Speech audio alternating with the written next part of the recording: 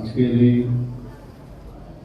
স্বর্গীয় মাখনলাল সাহা অর্থাৎ আমার বাবার 28তম মৃত্যুবার্ষিকী উপলক্ষে যে শ্রদ্ধাঞ্জলি 11তম রক্তদান শিবিরের আয়োজনের মাধ্যমে যে করা হচ্ছে,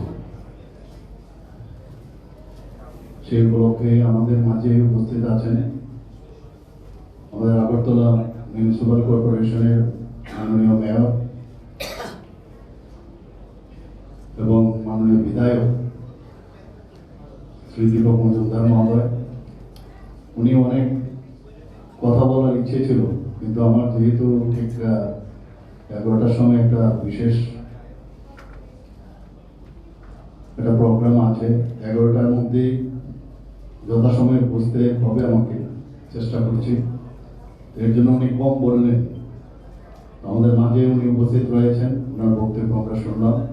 এখানে যিনি সেন্ট্রাল জোনের আগরতলা মিউনিসিপাল কর্পোরেশনের মাননীয় চেয়ারপারসন তথা ওয়ার্ড 20 নম্বরের যিনি কর্পোরেটর শ্রীমতী রত্না দত্ত মহোদয়, আমাদের মাঝে সারা পৃথিবী যাকে চেনে এবং সারা ভারতের সমস্ত ব্যক্তি যাকে চেনে,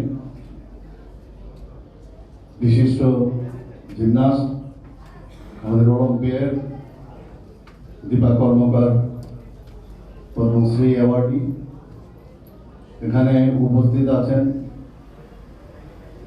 শ্রীমতী সূর্যকলা সাহা, আমার মা, এবং যার উদ্যোগে আজকের এই রক্তদান শিবিরের আয়োজন গত 11 বছর ধরে এখানে হচ্ছে।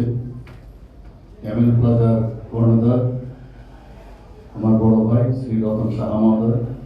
আমার সামনে উপস্থিত আছেন বিশিষ্ট সমাজসেবী শ্রী শ্যামল কুমার দেব